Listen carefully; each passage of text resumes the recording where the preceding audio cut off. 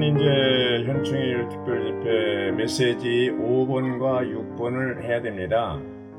그래서 시간이 많지 않기 때문에 개요 중심으로 하는 것을 오늘은 말씀 중심으로 한번 해봐야 되겠다 생각을 했고요.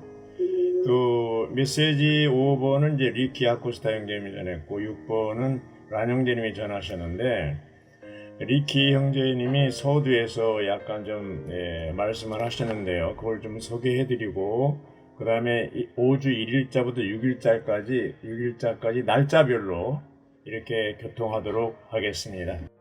우리가 먼저 선포해야 되겠네요. 메시지 5번 제목을 한번 같이 선포해 볼까요? 시작!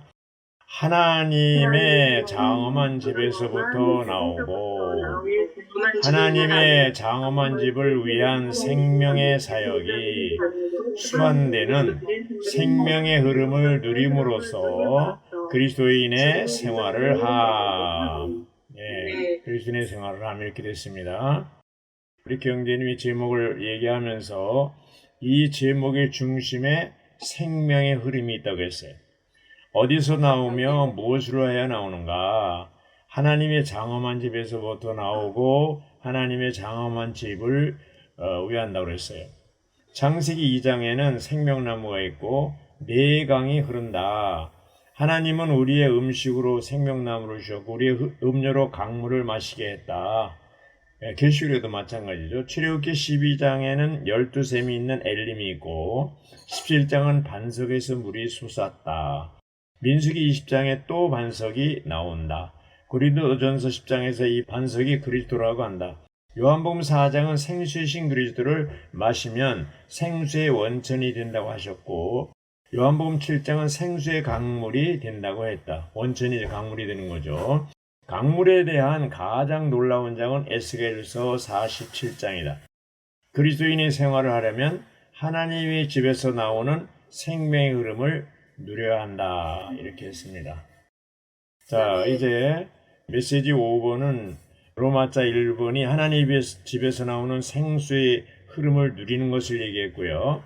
로마자 2번은 그 누리는 목적이 하나님의 집을 건축하는 것이라고 했습니다.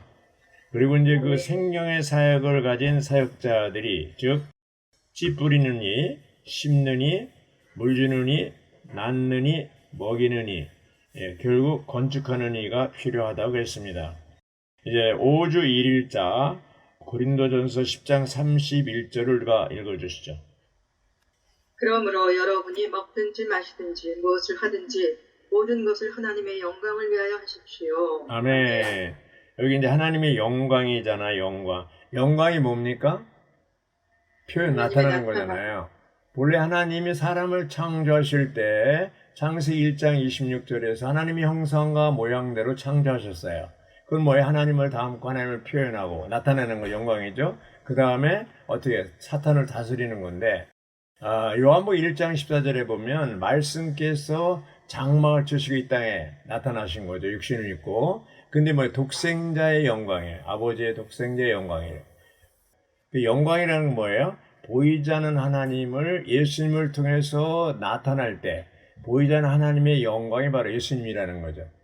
이 전등은 뭡니까? 보이지 않는 전기를 담아서 빛으로 나타날 때 이 빛은 뭐예요? 보이지 않는 전기의 영광, 보이지 않는 전기의 나타남이라고 할 수 있겠습니다. 그래서 여기 이사야서 43장 7절에 보면요. 하나님의 영광을 위하여 창조한 사람이라는 말을 썼습니다. 아담은 어떻게 했어요? 실패했죠. 그 영광을 나타내는 거, 표현하는 거. 그러나 마지막 아담, 둘째 사람, 마지막 그리스도는 성공했잖아요. 독생자의 영광이잖아요. 여기 이제 바울은 고린도전서 10장 31절에서 우리가 먹든지 마시든지 무엇을 하든지 하나님의 영광을 위해서 해야 한다고 그랬습니다. 먹든지 마시든지 무엇을 하든지입니다. 자, 하나님의 영광을 위하여 그리스도인의 생활을 하려면 우리는 뭐에 반드시 하나님의 집에서 나오는 생명의 누림, 생명수의 누림을 누려야 한다고 그랬습니다. 원래 이제 그 접부서진 생명을 얘기할 때 연결된 거죠.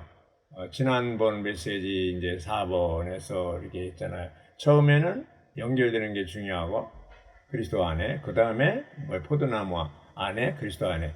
그 다음에 뭐예요? 표현하는 거죠. 교통하는 거죠. 먼저 연결되고 그 다음에 이제 표현하는 거죠. 교통하는 거라고 했습니다. 그래서 그리스도 안에 영광을 나타낼 수 있는 그런 것을 얘기하고 있습니다. 거하는 것을 얘기했죠. 그래서 우리가 이런 것을 볼 때 첫째는 연결되는 거고 적부처적 생명, 두 번째는 뭐예요?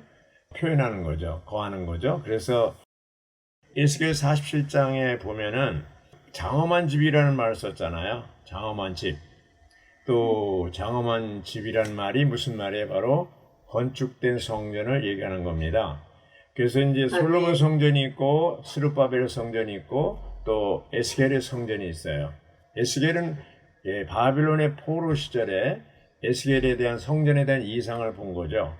그래서 이제 이런 성전이 건축될 때 거기서부터 뭐가 흘러야 문지방으로부터 출구가 있죠? 이제 물이 이제 흘러나오는 거죠. 물이 흘러나옵니다. 출구가 어디에? 동쪽으로 흐른다고 그랬잖아요. 에스겔 40장 1절에 보면 동쪽은 뭐예요? 하나님의 영광의 방향이라고 그랬습니다. 강이 동쪽으로 흐르는 것은 하나님의 강이 항상 하나님의 영광의 방향으로 흐른다는 것을 가리킨다고 그랬어요. 그래서 우리는 교회 생활 안에서 모든 것은 하나님의 영광을 위해서 해야 된다는 거죠. 복음 전하고 목양하고 이런 모든 것도 또 집에 와서 신앙하는 것도 이제 제가 신원하고 나서 형제님 제가 참 잘했죠? 그렇게 물어보더라고요. 그래서 잘했다고 그랬더니 그게 뭐예요? 하나님의 영광이 아니고 자기의 어떤 영광을 추구하는 거죠. 사람들한테 나타내기 위해서 신원하는 게 아니라는 거죠. 그 모든 것도 먹든지 마시든지 못을 하든지 신원을 하든지 복음을 전하든지 목양하든지 모든 것 하나님의 영광을 위해서 한다는 거죠. 그래서 물이 제단 옆으로 흐르는 것은 항상 십자가를 통해서 흐른다는 것을 가리키고요. 십자가의 처리가 없다면 흐름은 방해받을 것이라고 그랬습니다. 할렐루야. 아멘. 그리고 이제 2일자 에스겔 47장 5절을 가르쳐주시죠. 네. 그분은 또 천 규빗을 측량하셨는데 그것은 내가 건너갈 수 없는 강이었다. 물이 차올라 헤엄칠 정도의 물, 건널 수 없는 강이 된 것이다. 네.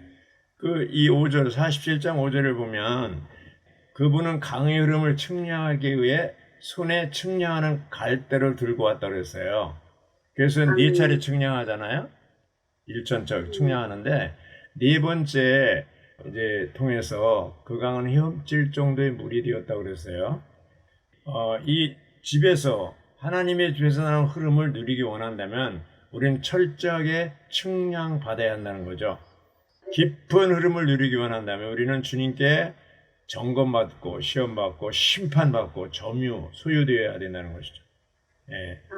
어떤 것을 점검받습니까? 우리의 동기, 우리의 의도, 우리의 목적, 우리의 목표, 갈망 이런 것들이 모두 주님 앞에서 점검받아야 됩니다. 그래서 우리가 소유한 모든 것과 우리가 관여하는 모든 일이 심판받아야 된다고 했어요. 그렇게 할 때 우리 안에 있는 흐름은 더욱 깊어질 것이라고 했습니다.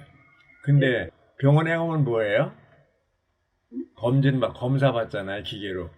MRI 검사, CT 촬영 다 검사 받는 거잖아요. 몸의 어느 부분이 고장났나 그것을 이제 알기 위해서 하는 것처럼 우리는 주님 앞에 나가서 우리 자신이 어디에 문제가 있는가 점검받아야 된다는 거예요. 주님께 완전히 점유되는 것은 간단한 체험이 아니라는 거죠. 그래서 우리는 주님께 완전히 점유되었다고 생각할지 모르지만 얼마의 시간이 흐른 뒤에 또 여전히 보류되어 있는 남아있는 것을 깨닫게 된다고 그랬어요. 그때는 어떻게 해요? 다시 한 번 더 그분께 나아가야 되는 것이죠. 심판받고 점검받으려고. 그래서 그분의 소유가 되어야 한다고 그러는데 사도행전 20장 28절에 보면 하나님이 자기 피로 값주고 산 교회라고 그랬어요. 자, 그러면 오늘날 우리들이 뭐예요? 소유권이 이전됐다는 거예요. 하나님께. 사람들은 내가 나 자신과 내가 가지고 있는 모든 재산, 소유가 내 것이라고 생각해요. 근데 사실은 이렇게 물이 넘쳐나는 정도로 헤엄칠 정도로 전공을 받고 이렇게 성령 안에서 있다면 어떻게 돼요? 나라는 존재도 내가 소유한 모든 것이 결국 하나님의 것이라는 것을 알게 된다는 것이죠. 그래서 여기 이제 다 자매님들이 보셨겠지만 100% 이룰 때까지 기꺼이 측량받고자 한다면 생수가 우리를 완전히 삼킬 거라고 했어요. 자, 그럴 때 우리의 모든 자유를 잃어버리지만 성령 안에서 우리는 참으로 자유롭다고 그랬습니다. 고린도 후서 3장 10절인가요? 그 영이 우리를 자유롭게 한다고 그랬잖아요. 그래서 우리가 주님께 완전히 소유될 때 우리는 완전히 자유로워질 것이다. 워치만 형제님은 20년 동안 감옥에 갇혀서 사시면서도 자유를 누렸습니다. 바울도 로마 감옥에서 갇혀 있어요. 2년 동안 갇혀 있었지만 뭐라고 그랬어요? 에베소 성도들에게 4장 1절에 그리스도 안에 갇힌 내가 이렇게 얘기했어요. 실제로는 지금 감옥에 갇혔는데 바울 자신은 뭐예요? 그리스도 안에 갇힌 내가. 그건 뭘 얘기합니까? 자유가 완전히 소유되었다는 거죠, 하나님께. 그럼 성령 안에 연결되어 있고 주님과 연결되어 있기 때문에 거기에 참다운 자유가 있습니다. 요한복음 8장 32절에 보면 진리를 알지니 진리가 여러분을 자유케 한다고 그랬습니다. 우리가 그리스도 안에, 진리 안에, 그 영 안에 있을 때 참다운 자유, 주님이 우리를 완전히 소유했을 때, 여기 47장에 네 번 점검받은 뒤에는 어떻게 돼 있어요? 물이 넘쳐나서 헤엄칠 정도로. 그렇죠? 이렇게 물이 머리를 전체를 파묻을 정도로 물이 많으면 어떻게 자유롭게 움직이지 못하잖아요. 그러나 그때야말로 성령의 안에서 참 자유를 누리는 때라고 보겠습니다. 5주 3일자를 하겠습니다. 5주 3일자. 에스겔서 4장 8절부터 10일까지 있는데 다 읽기는 뭐하고 앞부분에 제가 읽겠습니다. 이 물은 동쪽 지역으로 흘러나가 아라바로 내려가서 바다로 들어간다. 예. 즉 강이 흘러가는 곳마다 떼지어 있는 온갖 생물이 산다. 이렇게 얘기했습니다. 에스겔서 47장 8절에서 이 강은 아라바로 흘러내려가는데 아라바라는 거에 아무것도 자랄 수 없는 사막지대를 얘기한다고 그랬습니다. 사막지대. 이 땅은 적셔짐이 필요하고 강은 마른 땅을 적셔주고 사해를 치료하기 위해 있다고 그랬어요. 사해는 뭐예요? 죽음의 바다죠. 아라바는 사해에 인접해 있고 강의 흐름이 바다로 흘러 달아가기 때문에 바닷속의 짠물이 치료된다고 그랬습니다. 강이 흘러와서 아무도 자랄 수 없는 메마른 땅을 적셔주고 그런 다음 죽은 물을 치료한다고 그랬어요. 자, 이렇게 적심과 치료의 목적은 생명을 산치료하기 위한 것인데 이제 이러한 강은 생명의 강으로서 나무들, 그렇죠? 물고기들, 가축을 이제 살리는 것이죠. 그래서 우리가 합당한 교회 생활 안에 있을 때 열매를 산출하는 많은 나무들이 된다고 그랬어요. 그 열매하고 나무 얘기할 때 생각나는 게 포도나무잖아요. 요한복음 15장에서 뭐라 그랬어요? 예수님, 나는 포도나무요. 여러분은 뭐예요? 가지들이라고 그랬어요. 포도나무에 붙어있는 가지들이 열매를 많이 맺는다고 그랬어요. 그러니까 그 말은 뭡니까? 주님과 연결된 상태에서 계속 교통이 이루어질 때, 안에 거할 때 끊임없이 생명의 공급을 받고 열매를 맺는다는 것이죠. 그래서 이 나무들이 산출됐다는 것은 뭐예요? 생명의 흐름이 있다는 표시라고 그랬습니다. 자, 인수증가를 얘기했죠. 인수증가 언제 일어납니까? 생명의 흐름이 있을 때 그 흐름 가운데 있는 교회들은 나무들, 물고기들, 가축들이 다 살아난다는 것이죠. 그래서 이런 걸 볼 때 교회 안에 10년이 가도 20년이 가도 열매가 없다는 것은 문제가 있는 거잖아요. 문제가 뭡니까? 생명의 흐름이 없다는 거예요. 대만은요, 85년서 지금까지 계속해서 인수가 증가해요. 한 번도 정지된 데가 없다고 그랬어요. 그건 뭐예요? 생명의 흐름이 거기 있다는 거예요. 한국은 어때요? 85년도만 해도 대북교회가 3,000명일 때, 이제 서울교회는 2,000명이었어요. 그런데 85년 이후에 지금까지 어떻게 됐어요? 2,000명이에요, 서울은. 이건 뭐예요? 인수인가가 없다는 거죠. 그건 뭐예요? 생명의 흐름이 없다는 거죠. 심각한 거죠. 생명의 흐름이 없다는 거예요. 5주 4일자, 에스겔 47장 12절을 누가 읽어주시죠? 강둑 양쪽에는 온갖 종류의 과일나무들이 자랄 것이다. 그 잎들이 마르지 않고 그 열매도 끊이지 않으며 달마다 새 열매를 맺으리니 이것은 그들을 위해 물이 성소에서 흘러나오기 때문이다. 그 열매는 양식이 되며 그 잎들은 치료에 쓰일 것이다. 네. 이제 강도 양쪽에는 세르살렘하고 똑같네요. 온갖 종류의 과일나무들이 자랄 것이다. 왜 그렇게 자랄 수 있냐? 생수의 강이 성소에서 나온 그 강물이 그러한 흐르기 때문에 그렇죠. 예. 자, 이제 성전에서 나온 생수의 강이 흘러 들어감으로써 사해의 짠물이 치료되고 이제 나무가 자라게 되는 것이죠. 예. 어떤 지방에 있는 교회 안에 풍성하고 이렇게 열매가 많을 때 그것은 뭐예요? 생수의 강이 흐름이 넘쳐난다는 것이죠. 거기에 구성된 구성원들이 형제자매들이 뭐예요? 헤엄칠 정도, 발목이 아니라 무릎이 아니라 가슴까지 강물이 찬 게 아니라 완전히 헤엄칠 정도로 충만한 그런 사람들이 있을 때, 그런 흐름 가운데 있는 분들이 있을 때 그 교회는 열매가 있고 모든 사람이 살아난다는 것이죠. 근데 여기에 습지와 늪은 어떻게 된다고 그랬어요? 치료받지 못한다고 그랬어요. 네. 그러니까 습지와 늪이 뭐와 같다고 그랬어요? 네, 중간지대로 중간지대. 바벨론에 있든지 예루살렘에 있든지 해야 되는데, 그렇죠? 어떻게 해요? 중간에 있는 거, 중간에. 네. 그 중간에 있다는 버가모교회도 그렇고 혼합된 거죠. 세상과 혼합된 교회. 또 라오디게아도 뭐예요? 미지근하고, 그렇죠? 죽어있고 열매 없는 게 뭐예요? 주님을 사랑하는 것도 아니고 사랑하지 않는 것도 아니고 어정쩡한 상태. 그 미지근하다는 게 좋아요, 나빠요? 아주 영적으로 나쁜 거예요. 네, 나중에는 계속 미지근하면 아주 토해낸다고 그랬어요. 아멘. 우리가 어떤 때 토합니까? 식품에 중독되었을 때, 그렇죠? 썩은 음식을 먹었거나 이렇게 중독될 때 토해내잖아요. 토해낸다는 것은 굉장히 아주 강한 표현이에요. 아멘. 어떤 사람을 토해낸다고요? 미지근한 사람. 미지근한 사람. 자, 묻겠습니다. 형제, 자매님들은 미지근해요? 어떻게 해요? 절대적이에요. 미지근하지 않습니다. 아멘. 아직까지는 미지근합니다. 아직 앞으로는 미지근하지 않다는 거죠. 예. 그래서 이 미지근한 상황을 주님은 굉장히 싫어해요. 예, 차갑거나 뜨거우라는 거죠. 확실한 태도를 취하라는 거죠. 절대적이라는. 그 로세아네가 있잖아요. 로세아네도 중간에 어떻게 돼요? 뒤를 돌아보므로 뭐가 됐어요? 소금 기둥이 됐죠. 아주. 소금은 짜게 해야 되는데 기둥이 돼요. 소금 기둥은 쓸모없는 사람이에요. 쓸모없는 사람. 예.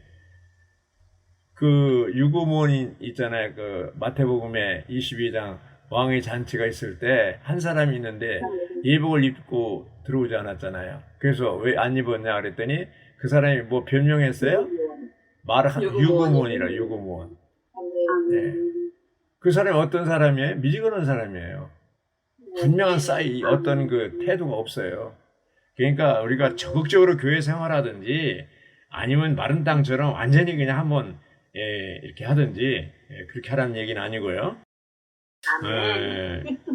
어쨌든 이런 걸 볼 때 정말 이 태도가 분명해야 된다. 그래서 여기 창세기 얘기를 했어요. 창세기 각기 종류대로 하나님이 이제 식물과 동물을 창조하셨는데 이제 우리는 사람은 뭐 하나님의 종류대로 창조됐죠. 그리고 여기 남자는 반드시 남자여야 하고 여자는 반드시 여자여야 한다. 근데 오늘날 어때요? 이 동성연애, 동성결혼, 성전환 아주 이제 완전히 개판이 됐어요. 미국이라는 강대국 선진국이 2015년에 오바마 때 연방 헌법으로서 동성 결혼을 허락했어요. 지금 워싱턴 DC에 이제 화이트하우스 백악관에 가면요, 거기에 양쪽에 성주교하고 가운데 무지개 색깔 깃발이 있잖아요. 예, 무지개 색깔 깃발 그거를 달아놨어요. 웃기죠? 백악관에 양쪽에 성주교가 가운데 동성연애 하는 것을 합법 상징하는 깃발을 꽂아놨다니까요. 이 이스라엘 민족은 하나님이 선택한 민족인데도 불구하고 해마다 텔아비브에서요 축제를 열어요. 동성연애 축제, 동성애자의 축제를 20만 명씩 모여요. 각국에서 다 와요. 이스라엘이. 그래서 지금 온 세계가 완전히 이게 여자와 남자 구별되지 않은 채 이제 아주 혼돈 가운데 있어요. 가장 하나님이 싫어하는, 미워하는 이런 것이 구별되지 않는 혼잡된 소돔과 고모라 노아의 때처럼 그런 상황에 빠져 있습니다. 그래서 우리는 절대적으로 중간에 머물지 말고 하나님 편에 서든지 이렇게 아주 분명한 태도, 습지나 이런 늪은 치료받을 수 없다고 그랬어요. 주님도 어떻게 할 수가 없다고 그랬어요. 5주 5일자 고린도후서 3장 6절 읽어주시죠. 하나님께서 우리를 새 언약의 사역자들이 되기에 충분한 자격이 있게 하셨습니다. 사역자들은 문자에 속해 있지 않고 그 영께 속해 있습니다. 아멘. 왜냐하면 문자는 사람을 죽이는 것이지만 그 영은 생명을 주시기 때문입니다. 아멘. 세언의 사역자들이 나오잖아요. 예. 세언의 사역자가 되게 충분한 자격이 있는 사람은 다른 이들에게 생명을 공급하여 생명 안에서 자라도록 돕는 사람이라고 그랬어요. 그래서 이제 주 예수님은 신약의 사역자로서 씨를 뿌리는 분으로서 이 땅에 오셔서 생명의 씨를 뿌리고 인류 안에 이러한 생명의 씨를 뿌렸죠. 그래서 바울도 또 제자들도 세언의 사역자들로서 그 일을 했죠. 고린도전서 3장 6절에는 뭐라 그랬어요? 나는 심었고 아볼로는 물을 주었다 그랬습니다. 우리는 다 바울과 아볼로처럼 심고 물 주는 이의 그런 역할을 다 해야 됩니다. 그러려면 내가 먼저 주님을 받아들이고 누리고 먹고 마셔야 됩니다.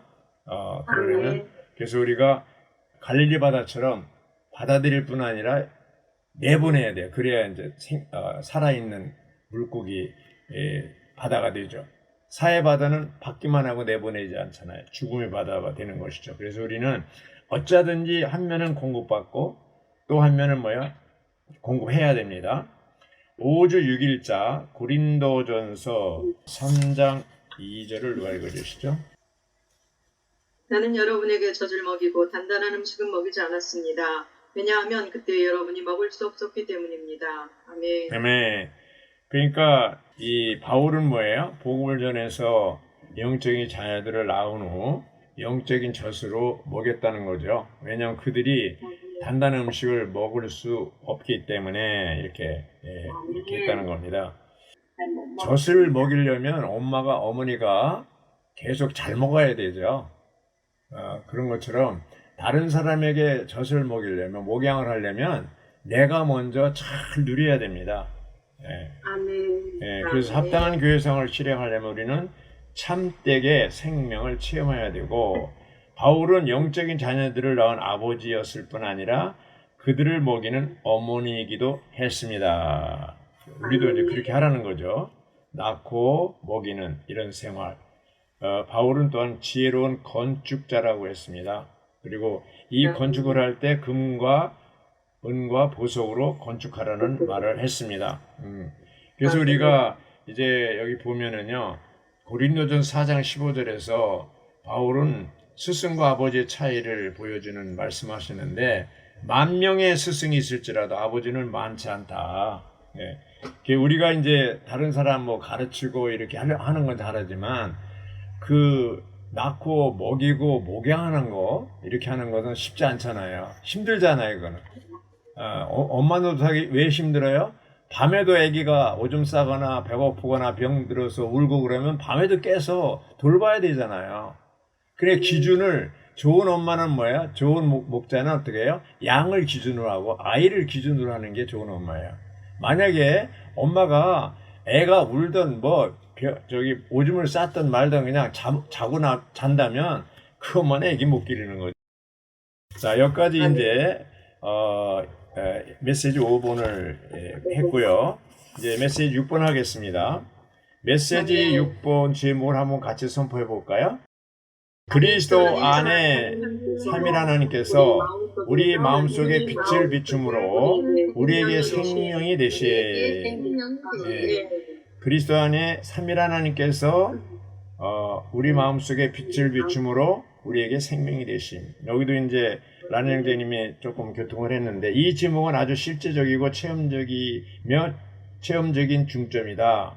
하나님의 빛을 우리 안에 비추심에 대해 말한 것은 구약의 민수기 6장 15절이다. 여호와께서 그대에게 그분의 얼굴을 비추시고 이것은 기도라고 했어요. 시편 80편 3절에도 유사한데 오 하나님 주님의 얼굴을 비추시며 우리를 구원을 얻게 하여 주십시오. 사도행전 26장 14절에서 바울은 정오에 길을 가다 하늘에서 해보다 더 밝은 빛이 나와 나의 일행을 두루 비치는 것을 보았다고 말했습니다. 주님은 빛을 비춤으로 바울을 얻었고요. 주님이 다시 오실 때 모든 이가 주님의 빛나는 얼굴을 볼 것이라고 했습니다. 계시록 21장 2절에 나오듯이 새 예루살렘은 어떤 장소가 아니고 인격이라고 했습니다. 계시록 21장 1절부터 11절에서 주님은 요한에게 신부인 새 예루살렘을 보여주셨다고 했습니다. 자, 이제 6주 1일자 말씀 고린도후서 4장 4절을 읽어주시죠.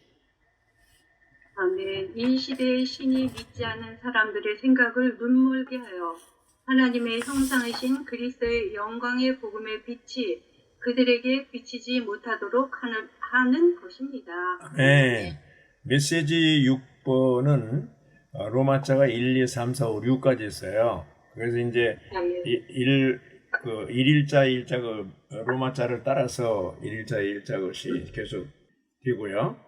여기 이제 보면은 이 시대의 신이 누구예요? 사탄입니다. 사탄입니다. 근데 4장 4절 다음에 5절이 나와. 4장 5절을 거기 이제 오늘 양식도 소개했다고 했어요. 이것은 우리가 우리 자신을 전파하는 것이 아니라 그리스도 예수님께서 주님이시라는 것과 뭐라고요? 그리스도 예수님께서 주님이시라는 것과 우리 자신이 예수님을 위하여 여러분의 노예가 된 것을 전파하기 때문입니다. 라고 말한다고 했어요. 이게 세 파트예요. 사도들이 자신을 전파하거나 높이지 않았다는 것. 두 번째는 주님이신 그리스도 예수님을 전파하고 높였다는 것. 세 번째는 사도들이 예수님을 위하여 믿는 이들의 노예로서 처신했다는 것이에요. 사도들은 뭐예요? 그리스도의 노예일 뿐 아니라 믿는 이들에게도 노예 드리라고 했습니다. 이 말씀은요, 이게 저는 아주 지금까지도 기억나는데 1996년 6월 20일 날 아나임에서 한국에 간 73명의 봉사자들이죠. 그 훈련 끝나고 3개월 훈련 마치고 졸업할 때 주신 말씀이에요, 이게요. 그때 이제 73명 중에서 45명은 훌로 훈련받았고요. 28명은 부분 참석을 했는데 그때 이 말씀을 하시면서 뭐라고 그랬냐면 여러분들이 이제 주 예수 그리스도에 대해서 주 예수님께서 주님이라는 것은 여러분들이 얘기할 수 있을 것이다. 그런데 그 다음에 얘기한 거죠. 우리 자신이 예수님을 위하여 여러분의 노예가 된 것을 전파하는 것은 쉽지 않을 거다. 이렇게 얘기했습니다. 여러분이 한국에 돌아가서 이러한 형제자매들의 모든 성도들의 노예가 되는 예수님을 위해서 그건 쉽지 않을 것이다. 만약에 그때 96년도에 그 말씀을 들은 그 모든 그 봉사자들이 한국에 와서 이렇게 주님의 노예로서 또 형제자매들 노예로서 교회를 섬겼다면 지금 어떻게 됐을까요? 대부흥이 일어났을 겁니다. 엄청나게 증가했을 겁니다. 근데 어떻게 됐어요? 지금 그대로잖아요. 그대로. 참 신기해요. 어떻게 줄지도 않고 늘지도 않고 그냥 그렇게 85년대 2,000명이 지금도 그래요. 서울 얘기하는 겁니다. 전국은 이제 10,000명 정도 되는데 이런 것을 볼 때 정말 그때 그래도 놀라운 것은요, 감사한 것은 시대의 사역에서 눈을 떴어요. 그때 아주 한국이 엄청나게 그냥 어떤 다른 가르침이 들어와 가지고요, 아주 혼돈과 아주 막 맨날 날마다 싸웠어요. 그래서 그해 훈련 받고 와서 8월 달에 훈련이 시작됐죠. 그래서 이 시대의 사역을 알고 지금 오늘날 이 회복 안에 있는 형제자매들이 보호를 받게 된 것이죠. 증거는 없었지만, 여기 이제 4장 4절에서 이 시대의 신은 사탄인데, 눈멀거나 노을로 가려진 이들은 자신이 어떤 것도 경배하지 않는다고 생각하지만 사실 그들의 신은 무신론자들이죠. 사탄이에요. 아멘. 이제 오늘 하나님은 모든 것에서 빛을 비추고 계셔요. 말씀으로 이렇게 성경으로 이렇게 말씀으로 또 하나님의 종들을 통해서 빛을 비추고 계신데, 하나님 편에서 문제가 없어요. 하나님 편에는 모든 것이 준비되어 있고 다 이루셨어요. 문제는 누구예요? 전적으로 우리 편에 있습니다. 전적으로 우리 편에 있습니다. 우리의 관념을 버려야 됩니다. 우리의 관념을 버려야 됩니다. 그래서 이렇게 기도하라고 그랬죠. 주님, 저는 당신께서 이 시대의 신을 패배시킨 것을 믿습니다. 주님, 저는 제 마음을 당신께 돌이키고 저의 모든 관념을 내려놓습니다. 네, 우리가 이렇게 기도한다면 빛이 비출 것이라고 했습니다. 아멘. 6주 2일자 고린도서 4장 6절 읽어주시죠. 왜냐하면 어두운 데서 빛이 비치라고 말씀하신 그 하나님은 우리 마음속에 빛을 비추시어 예수 그리스도의 얼굴에 있는 하나님의 영광을 아는 지식을 밝히신 분이시기 때문입니다. 아멘. 네, 여기 이제 어두운 데서 빛이 비치라고 말씀하신 그 하나님이 우리 마음속에 또 빛을 비쳤다는 것이죠. 자, 영광의 하나님, 이신 예수 그리스도는 영광의 광채이신데, 지금 하나님이, 삼일 하나님 어디 계셔요? 우리 안에 들어오셨잖아요. 우리 안에 들어오셨어요. 고린도후서 4장 6절에서 우리 마음은 사도들의 마음을 나타내는데, 그렇죠? 우리 마음 속에 빛을 비쳤다. 우리 마음 속에 안에 있는 거, 안에 있는 마음이잖아요. 마음을 나타내는데, 사도들은 뭐야? 신학의 모든 믿는 이들을 대표한다고 그랬습니다. 모든 믿는 대표한다고 그랬습니다.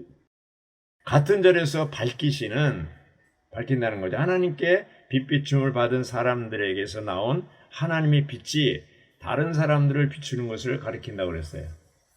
고린도서 4장 4절에 나오는 그리스도의 영광의 복음은 6절에 나오는 하나님의 영광을 아는 지식과 일치한다고 그랬어요. 자, 우리가 주의할 게 있는데 뭐냐? 바로 6절에 따르면 하나님의 영광을 아는 지식을 밝히는 것이 예수 그리스도의 얼굴에 있다는 것이죠.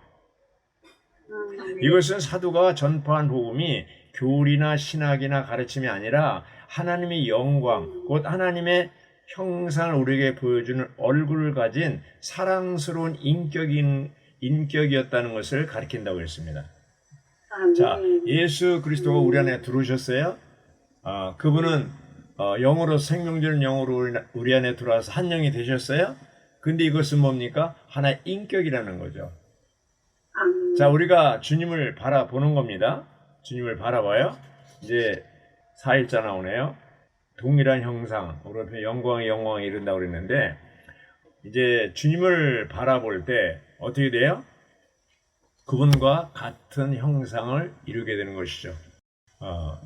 그분의 빛이 우리를 비추고, 우리는 우리의 생명과 인격으로 우리 안에 살고 계시는 그리스도의 달콤함을 누릴 수가 있습니다. 자, 6주 3일자 고린도후서 4장 7절을 읽어주시죠. 아멘. 그러나 우리는 이 보배를 들그릇 속에 담고 있습니다. 이것은 탁월한 능력이 하나님께 속한 것이지 우리에게서 나오는 것이 아니라는 것을 나타내시려는 것입니다. 아멘. 할렐루야. 여기 이제 영광의 복음을 받아들이는 이들은 소중한 보배이신 그리스도를 그들 안으로 분배받아 소유할 것이다. 이렇게 됐습니다. 자, 이미 우리는 뭐예요? 영광의 복음을 받아들였고 보배이신 그리스도를 소유했어야 안 했어요? 했습니다. 해주신다. 네, 했습니다. 보배를 질그릇에 담았다고 그랬는데 질그릇은 강한 거예요, 약한 거예요? 약합니다. 약해요. 깨지기 쉬운 거예요. 약한 질그릇에 담긴 보배는 바로 우리 안으로 빛비추어 들어오신 그리스도 안에 계신 하나님이라고 그랬어요. 아멘. 아주 지극히 귀한 보배가 가치 없는 질그릇 안에 담겨 있습니다. 자, 보배가 귀해요? 질그릇이 귀해요? 보배를 네. 합니다. 질그릇은 질그릇이었는데 거기에 보배신 그리스도가 담겨지니까 어떻게 돼요? 귀한 그릇이 된 거죠. 본래는 천한 그릇이었었는데 보배신 그리스도를 담을 때 어떻게 해요? 귀한 그릇이 된 거예요. 예, 귀한 그릇이 된 겁니다. 로마서 9장 22절 23절 보면 사람은 하나님을 담는 그릇이라고 그랬습니다. 영광 받기로 예비된 긍휼의 그릇이 바로 우리라고 그랬습니다. 그래서 영광 받기로 예비된 긍휼의 그릇이라는 말은 뭐예요? 우리가 이 보배에 질그릇의 보배를 담으면 어떻게 돼요? 우리를 통해서 뭐예요? 영광이 나타난다는 거예요. 네, 영광이 나타나는 거예요. 근데 이 보배가 뭐라고 그랬어요? 이제 여기 보면은 약한 질그릇에 담긴 보배는 우리 안에 지극히 큰 보배가 보배이신 그리스도가 들어왔는데 이런 그릇들이 지극히 귀한 새 언약의 사역자들이 되었다고 그랬어요. 네.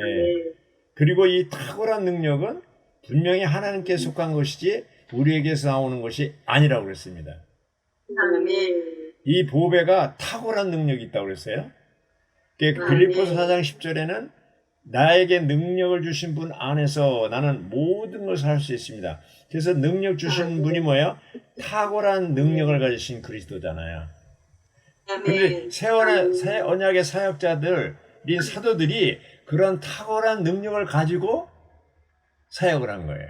생명의 사역을 한 거예요.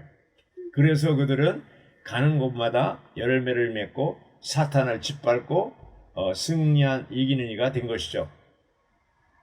우리 안에 이 탁월한 능력을 가지신 보배신 그리스도가 계셔야 안 계셔요? 계십니다. 그렇다면 우리도 바울처럼 오츠마니 형제님처럼 위트니스 형제님처럼 뭐예요? 탁월한 이러한 능력을 가지고 생명의 사역을 할 수가 있습니다. 그래서 이 고린도후서 4장 7절에 있는 이 보배라는 표현은 바울이 예수 그리스도 얼굴에 관해 말한 6절과 관련 일치한다고 그랬습니다. 믿는 이들은 그리스도의 영광의 복음의 빛을 통하여 탁월한 보배이신 영광의 그리스도를 받아들인 후 이 세상보다 더 탁월하고 살아있는 인격이 있다는 것을 기억해야 되고 이 가장 탁월하시고 가장 사랑스러운 분이 우리 안에 있기 때문에 우리는 세상을 사랑하지 않습니다. 왜 세상을 사랑하지 않습니까? 세상보다도 탁월하고 보배로운 귀한 분이 우리 안에 계시기 때문에 그렇습니다. 근데 만약에 그런 귀한 보배로운 그리스도가 없다면 어떻게 돼요? 우리는 세상을 사랑하게 되고 돈을 사랑하게 되는 것이죠. 일만 하게 돼요. 그게 고린도후서 3장의 2절에 뭐예요? 마지막에 이 말세에 뭐라고 그랬어요? 사람들이 자기를 사랑하고 그 다음에 두 번째 뭐예요? 돈을 사랑하고 세 번째 쾌락을 사랑하고 이렇게 나오잖아요. 거기에 하나님을 사랑한다는 말이 없어요. 근데 우리는 뭐예요?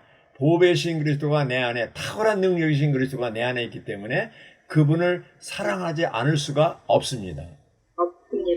네. 가치관이 달라진 거예요. 가치관이. 네. 조금 더 시간 같지만 6주 4일자입니다. 3장 18절 읽어주시죠. 우리 모두는 너울을 벗은 얼굴로 거울처럼 주님의 영광을 바라보고 반사함으로써 그분과 동일한 형상으로 변화되어 영광에서 영광에 이릅니다. 아멘. 이것은 주 영에게서 비롯됩니다. 할렐루야. 아멘.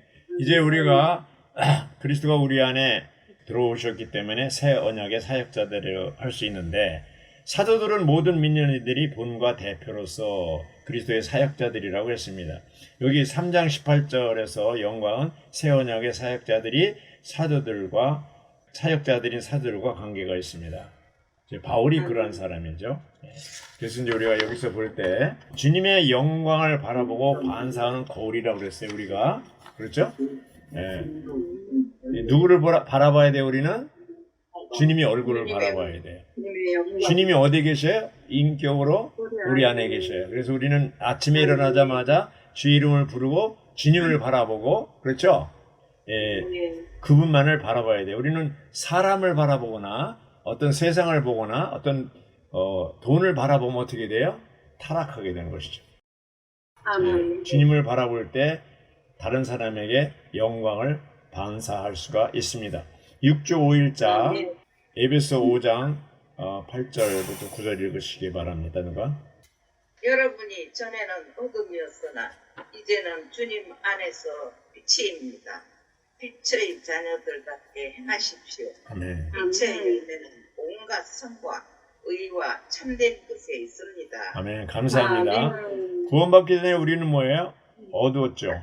어둠 자체였죠. 이제 구원받은 후에 빛이 우리 안에 들어오셨죠? 빛의 자녀들이 됐고 빛 자체입니다.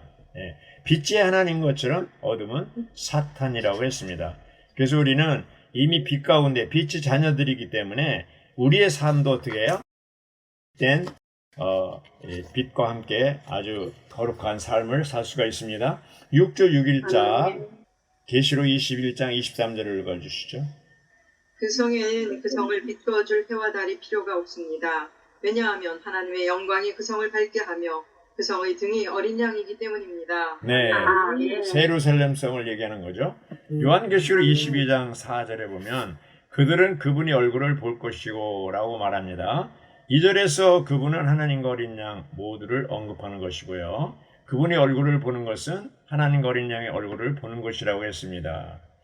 즉 하나님께서 그들을 비추시는 것은 그분께서 구속하신 이들이 영혼 안에서 받는 또 다른 축복이라고 했습니다. 계시록 22장 5절에서는 주님께서 그분의 성도들을 비추실 것이라고 했어요. 장래 하나님의 무한한 영광은 세루살렘에서 등이신 그분 그리스도와 함께 빛으로서 밝게 비출 것이라고 했습니다.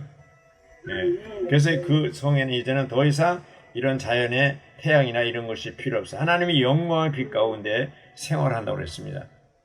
세루살렘에서 하나님의 영광을 지니고 하나님을 표현하게 될 것이기 때문에 교회는 하나님의 성전이고 교회 안에 계시는 하나님 자신이 우리의 거처이시고 그분은 또한 우리를 통해 우리 이웃들에게 비치는 빛이라고 했습니다.